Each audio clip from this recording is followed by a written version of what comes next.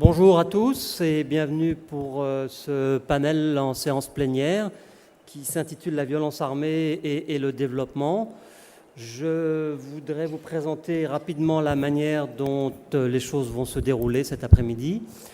Avant de présenter nos distingués intervenants, je vais vous dire juste quelques mots d'introduction. Et puis aussi, on me l'a demandé, de présenter des excuses de la part de M. Abdel Fattah Benhamou. Notre ami tunisien a été retenu par des impératifs parce que, comme vous le savez, il est président de la commission d'investigation sur la corruption et la malversation dans son pays en Tunisie et qu'il a des occupations et des impératifs qui le retiennent pour le moment loin de nous, mais il m'a promis que s'il arrivait à régler les problèmes en cours, il nous rejoindrait pour participer à ce débat qui l'intéresse en premier chef. Voilà pour les excuses. Je voudrais en premier lieu remercier l'Institut Amadeus de nous donner l'opportunité d'avoir cette discussion et ce débat dont je suis certain qu'il sera fructueux et intéressant pour nous comme pour vous, je l'espère. Et également le ministère suisse des Affaires étrangères qui a pris l'initiative de prendre une initiative sur la question sur ce thème de la violence armée, dont l'ambassadeur de Suisse au Maroc est dans la salle parmi nous, ainsi que plusieurs représentants du ministère qui ont en charge ce dossier et cette initiative dont nous parlerons dans le courant de cet après-midi. Je vous présente d'ores et déjà nos intervenants. À ma gauche, M. Joe Stork, qui est de Human Rights Watch et qui abordera la question évidemment de la violence faite contre les civils. Également M. Mohammed Benhamou, qui est le président du Centre marocain d'études stratégiques, qui reviendra peut-être plus en détail, puisque c'est un sujet qu'il maîtrise bien et sur lequel il travaille depuis longtemps, de la question de la violence dans cette région du Maghreb et du Sahel. À côté de lui, M. Charles Saint-Prot, qui est directeur de l'Observatoire d'études de géopolitique à Paris, et qui évoquera aussi, j'imagine, un sujet similaire à celui de M. Benhamou, la question de la violence dans le Maghreb et dans la région Sahel. À côté de lui, Mme Souad Mekhennet, qui est journaliste, éditorialiste au New York Times, mais également journaliste pour la télévision publique allemande et qui a beaucoup couvert tout l'hiver et toute l'année écoulée les révolutions et les mouvements de protestation à la fois en Égypte, en Libye, d'où elle revient et où elle était il y a encore quelques jours, en Tunisie, et dont elle pourra donc évoquer de manière précise et concrète la situation qui prévaut sur le terrain.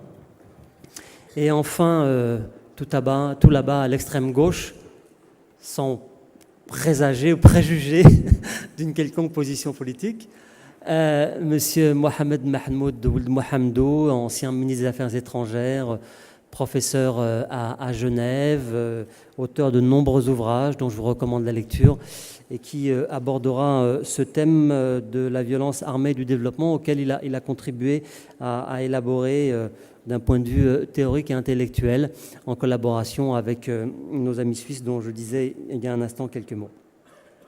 Je vous propose donc que nos différents intervenants puissent s'exprimer pendant quelques minutes sur les sujets sur lesquels nous sommes tombés d'accord. Et évidemment, lorsque chacun d'entre eux aura terminé, on aura un échange avec vous, avec la salle. Je vous demanderai juste de vraiment poser des questions et de vous présenter de manière à ce qu'on ait le temps d'avoir un échange fructueux qui permette vraiment à chacun à la fois peut-être de renforcer le concept de violence et de développement et également de comprendre mieux ce que ça il y a de sous-jacent et ce que cela nous amène comme problématique dans cette région du monde. Donc je commence par Mohammed Ould Mohammedou, si tu veux bien prendre la parole et nous exposer la manière dont tu envisages cette initiative. Merci. شكرا. اسمح لي قبل كل شيء أن أشكر كل الإخوان هون في المغرب على حسن ضيافتهم طبعا وكرمهم. If you allow me, what I'd like to start with is, of course, thanking our good host, the Amadeus Institute, and congratulating them for, I think, being one of the lead actors in the region in terms of generating thinking and working on these issues for the past couple of years. I think it's been a very good experience engaging with them, and I would like to congratulate them on this new edition of the MEDays. I also would like to thank, of course, the partners in Bern and Switzerland for their interest in this theme, which is, I think, very welcomed, and generally their engagement in the region on this issue. What I'd like to do, if you allow me, essentially, is to paint sort of the general picture in identifying what I see as a disconnect, essentially, even a dissonance, if I can say so, between the relevance of the theme of armed violence and development for the region, the Middle East and North Africa, geographically, the Arab world, essentially, and the lack of engagement on it or with it in terms of policy and work in around it. And I'll explain that essentially in the following manner. I think fundamentally, when we look at the problem of armed violence, part of the disconnect comes from the fact that the big places around the world where this is a problem are not necessarily from the region. Recent reports that have come out working on this list other countries such as El Salvador, Jamaica, Colombia, Venezuela, Guatemala, South Africa, places elsewhere that are not from the region except for Iraq, of course. And therefore, we tend to think that it's not so relevant to the region. But what I submit to you is that when we essentially look at it frontally, we see that in terms of at least three key manifestations in the region, armed violence is a fundamental and central problem for development. And these are, of course, armed conflict, to be straightforward. Armed conflict starting with Palestine, the issue, the Arab-Israeli Palestine. In spite of the discussions in the Security Council, the issue has not been solved, and it's a lingering issue. Iraq, which has experienced armed violence not just since 2003, but all the way to 1980, in terms of a series of wars, the Iraq-Iran conflict, the Gulf conflict in 91, and of course more recently. And many other cases, Lebanon, of course, throughout the 70s and 80s and 90s, and other countries that we can think of, the Houthi rebellion in Yemen and elsewhere. So essentially, you have armed violence, armed conflict fundamentally present on that level. Terrorism is the second big illustration of this. We see it throughout the region. Here we have two big areas where terrorism played out over the past 20 years. Algeria in the 90s, 8 long years of conflict with a heavy toll, 150,000 people dead because of that conflict. And most recently, Iraq, which has the highest numbers of suicide terrorism in history since 2006 at least. So you have clearly violence playing out in terms of terrorism, a terrorism which has also hit just about every single country in the region, all the way from Morocco, Mauritania, Algeria, Tunisia, Libya, Egypt, Yemen, Saudi Arabia, Jordan, Iraq, Syria. I cannot think of a place in the Arab world where we haven't seen such incidents. Maybe Oman has sort of escaped it, luckily. And then at least 3 big incarnations of Al-Qaeda within the region. Al-Qaeda in Iraq, Al-Qaeda in the Arabian Peninsula, and of course Al-Qaeda in the Islamic Maghreb. Finally, social violence. From petty criminality that is increasingly violent and playing out along those lines, to the hybrid forms where we see criminality, drug trafficking, violence playing out on a societal level, which is very much playing out along those lines. I would mention as well weapons proliferation, an issue that is very important, particularly in relation to Libya. Souad was recently there, maybe she can address that. This is really becoming a big problem for Libya itself, but all of the Sahel and all of the North African region. So clearly, we have the invisibility, so to speak, of the theme, but it's highly relevant.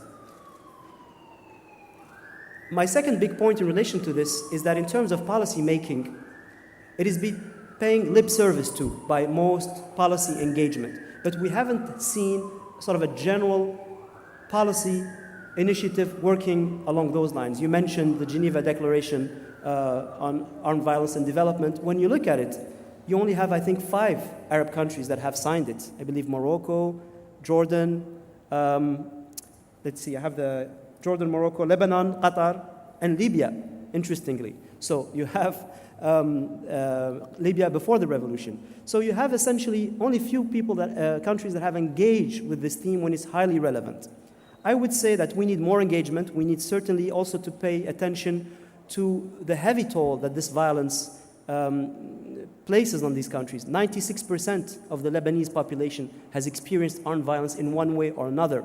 And I think we can probably see same numbers for Iraq, certainly, and hopefully not, but possibly down the road for Libya. So the sum total of this violence, to which one can add the cost on development, i.e. the loss of initiative and wasted energy. There's one report that I found that counted that over the past decades, at least 12 trillion US dollars were lost since the 80s in terms of investment opportunities for such engagement, none related to conflict, so to speak. So to summarize and kind of give this back to you, I would say that the sum total of the armed violence and how it is preventing development is certainly for me very much visible as such, and I would welcome more initiatives engaging with that in the region. At the civil society level, debate is needed. The Arab Spring certainly makes things both easier and more complicated.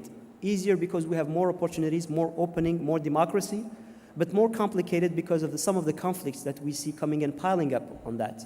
Libya, certainly, potentially Syria, Yemen, unresolved, and certainly we see those elements playing out in relation to that. So I think those were some of the points that I'd like to kind of start with and highlight for us. Thank you. Beaucoup. C'est Mahmoud. On a donc une introduction là qui, je crois, évoque de manière assez claire et à peu près complète la manière et la violence qui s'exerce essentiellement contre les civils. Je crois que c'est l'aspect qui est le plus important, avec ces différents aspects et les formes qu'elle prend, violence sociale, violence ethnique, violence religieuse, et puis une dimension peut-être un peu plus récente, mais qui est contemporaine, qui est aujourd'hui le terrorisme, notamment, si Mahmoud l'a rappelé, donc je ne vais pas revenir là-dessus. Et puis, puisque je vais donner la parole à présent à mon voisin John Stork sur la question, aujourd'hui on constate depuis déjà plus de 30 ans que la violence s'exerce essentiellement sur les civils. C'est ce que les spécialistes des conflits ou les militaires appellent des guerres asymétriques, des civils qui sont évidemment extrêmement fragiles, puisque par définition ce ne sont pas des combattants et qu'ils n'ont pas les moyens de se défendre, et par ailleurs lorsqu'éclatent des violences, quelle que soit la forme qu'elles recouvrent, évidemment ils ont peu de recours. Donc ça c'est aussi le travail des ONG, notamment de Human Rights Watch, dont John va nous dire quelques mots, et le travail que font ces ONG sur le terrain. Merci John. Thank you very much, and thank you all for being with us this afternoon, and especially to our hosts. I wanted to say a few words about a project that Human Rights Watch has been engaged in for the last several years, which we call our Civilian Protection Initiative.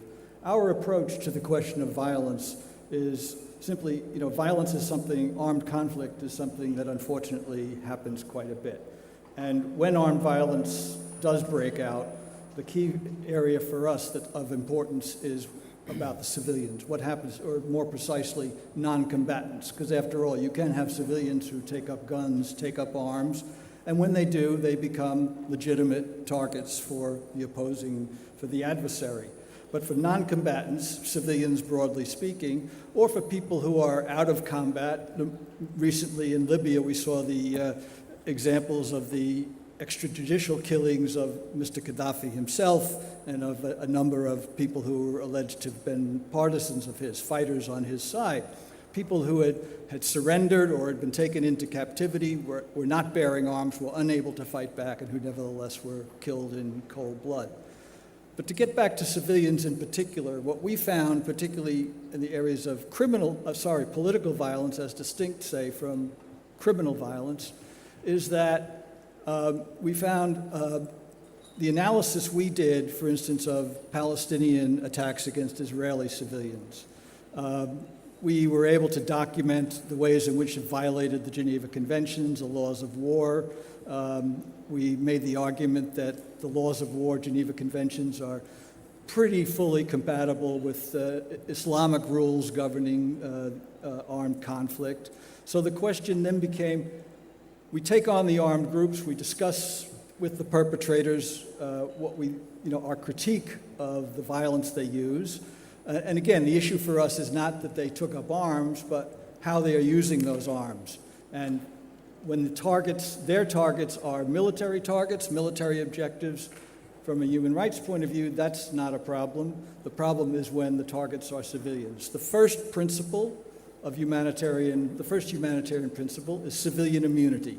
Civilians should not be targeted, number one.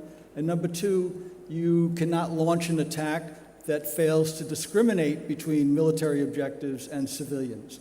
So you can't launch an attack using a weapon, for instance, that can't be where you cannot target military objectives, or you can't launch an attack into an area that's heavily populated with civilians in the hope that you might get a few soldiers or a few guerrillas. The particular problem we found in our area, starting with the Israeli-Palestinian arena, was what I have to call the kind of indulgence of civil society when it came to attacks that killed civilians on the other side. We saw this again arise in Iraq after the American-led invasion and occupation, where what many call the resistance movement took on the killing also of civilians. One of the key elements here is a kind of distancing of oneself from the adversary. So the adversary in the Palestinian-Israeli conflict, the adversary for Palestinians is Israelis, and they, by definition, are legitimate targets. In the Iraq context, it might be people who are alleged to have collaborated with the occupation, and of course, then it devolved or degenerated into a situation of Sunni versus Shia. If you were a member of the other community, you became somehow a legitimate target for attack. Now, I think the excesses, in fact, we saw, the carnage, the brutality that we saw in Iraq in particular, did give pause to a number of people in the region, and we certainly saw when attacks happened in places like Amman or Casablanca that the outpouring, the popular outrage was palpable. It was out on the streets. But when the targets were outside, when the targets were, let me go back to the Israeli example, Israeli civilians, well, that's kind of the big but. We're against the killing of civilians, but Israelis are an exception. And I think our campaign, where we went to virtually every country in the region, we talked with editorial writers, we talked with journalists, community leaders, religious leaders, political party leaders, with colleague NGOs, particularly human rights groups, to basically encourage them to take up these issues when attacks happen, to speak out, to write op-eds, to sort of end this climate of indulgence for these kinds of attacks. I think we've seen a turn in the region. I won't attribute it to the work we did, certainly not only the work we did, but I think again what we've seen a greater sensitivity as a result of the degeneration of armed violence, civilian against civilian, guerrilla against guerrilla, but where the primary victims have been civilians. One last point to make. When we talked, for instance, with groups like Hamas or Islamic Jihad in Gaza or in the Palestinian context, again, there was no argument that somehow because we're Muslims, because our organization has an Islamic coloring or something, we're therefore entitled to kill civilians. Not at all. We found that the basic problem was that, and this was not certainly a uniquely Muslim or Arab or Middle Eastern problem, but the sense that if our civilians are harmed in attacks, then by way of reprisal, it's okay for us to attack the civilians on the other side. Now this, of course, is completely contrary to international law.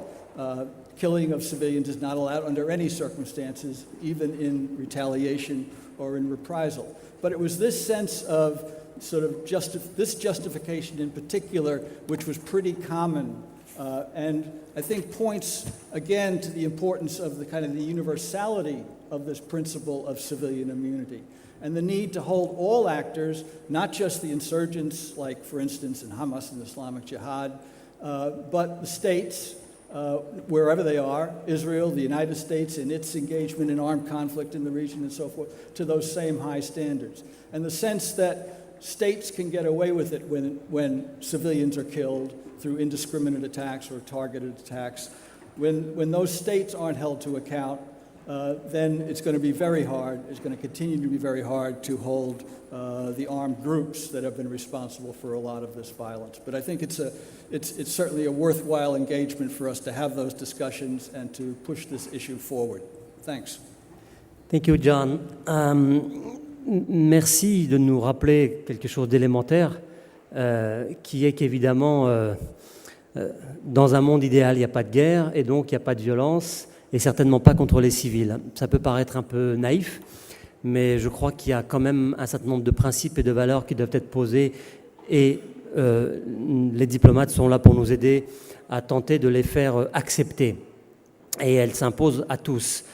Donc, encore une fois, dans un monde idéal, il n'y a pas de guerre. Et lorsque nous avons préparé tout à l'heure ce panel, de manière assez provocatrice, je le concède, je disais qu'il faut peut-être aussi évoquer la question de ceux qui vendent les armes. Alors, on est là dans un domaine dans lequel, évidemment, la naïveté, les valeurs, l'éthique sont assez absents, je veux dire un euphémisme, et que malgré tout, c'est quand même une question qui se pose, qui est importante, et que ceux qui ont la responsabilité de vendre les armes doivent se poser cette question, et peut-être que dans un futur, je sais plus ou moins lointain, c'est une question qui pourrait prendre une forme nouvelle, parce qu'après tout, on peut faire du commerce sans violence, et que les vendre des armes, c'est évidemment poser le postulat qu'on peut les utiliser. Je vais à présent donner la parole à Souad Mekhennet, que j'ai présenté tout à l'heure, qui a l'avantage, évidemment, outre qu'elle maîtrise la langue, d'avoir été sur le terrain pendant ces longs mois, que ce soit en Égypte, en Libye, en Tunisie, elle nous le disait tout à l'heure, et donc elle peut nous faire partager son expérience et puis apporter aussi des choses extrêmement concrètes sur la manière dont les situations sont en train d'évoluer. Elle nous disait il y a un instant que évidemment les choses ne sont pas blancs ou noirs, qu'il faut toujours introduire du gris, surtout dans ce genre de domaine, et elle va, avec la complexité et la connaissance qui est la sienne, nous faire partager ses analyses. Merci Souad. Thank you very much, and thanks for the invitation.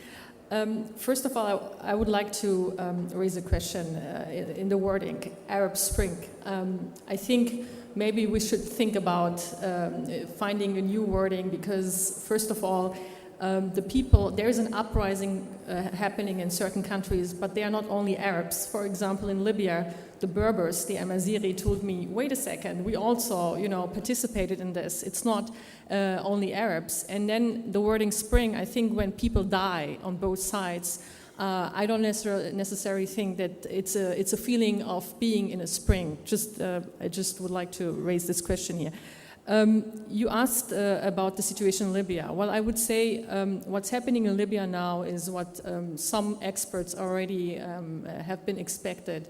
At the beginning, all these groups, these different militias, and in Libya now we are dealing with militias, had one aim in common, which was to get rid of Muammar Gaddafi. So this is the scapegoat which they had in common, and this was what the unifying subject was. Now, the unifying subject is gone. He died, he was killed. We don't know about the circumstances right now, but anyway, the problem is right now that there is a conflict breaking out in between or amongst these people because no one wants to give up the power. So what I witnessed, and unfortunately my crew and I, we got in between this conflict, that, for example, people from Zintan started to fight against the Tripolis brigade. The airport is right now controlled by militias coming from Zintan. And the Tripoli brigade, who people who are responsible for the security in Tripoli, they went to these people and said, okay, guys, you have to give up your weapons, and now actually, because the airport is in Tripoli, we are the ones who want to control it. So there was a fight, breaking out, and when I say fight, it means we were in a hotel and we could hear the fighting going on outside our hotel. It was pretty heavy and pretty bad. The other thing is, right now, you feel that there is a increasing, how can I say? We had a couple of Tunisian people in our crew, and they got attacked by Libyans. So right now, you can feel that people are very, very aggressive. And the problem is no one would like to give up the guns. And let me tell you, when we talk here about guns and weapons, it's not only AK-47s.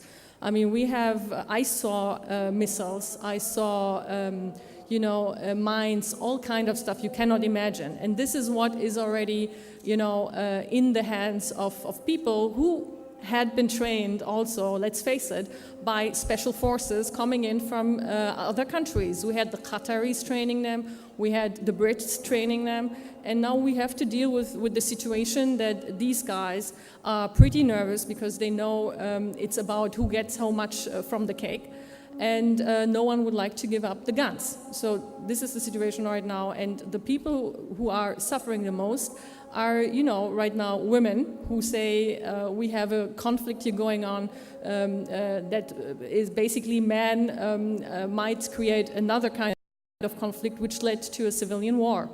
And so unfortunately, the international community did not really, I would say, do a good research in that sense, because if people are not intervening in a fast way in Libya, it's going to end up in a really, really bad mess. And I already said when I went to Libya, it reminded me of the situation in Iraq in 2003 after Saddam was gone. The other issue we are dealing with right now is, I mentioned it, the weapons. So we already have the situation that some of these weapons got out of Libya. They are reaching to some organizations such as Al-Qaeda in Islamic Maghreb, Boko Haram, or even Shabab. So that's the other issue, because the border is not secured.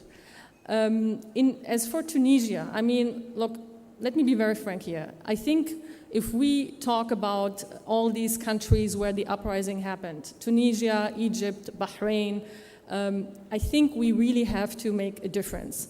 The people there had different reasons for protesting or for the uprising, and also the measures. They used different measures. In Tunisia, the youth really protested because they were fed up with Ben Ali. And they wanted to have more democracy and maybe also the wording of the foreign minister of Turkey is right in that sense. They wanted to have dignity. But as for Egypt, where I witnessed the uprising from the beginning because I happened to be there researching a book, when I marched with these people on the street in Alexandria and I asked them, why are you here? Why are you protesting? One would tell you, I'm here because I want better health care. The other one said, I want a strong leader like Gaddafi. The other one said, I want more payment. So the reasons for the Egyptians are not because of they wanted more dignity. They had different reasons, and the scapegoat is always the leader. But now the big awakening is coming in Egypt, in Tunisia, or has happened, that these people who were marching there are realizing, well, it hasn't, nothing has changed really. I mean, apart from the leader who's gone, the system is still in power.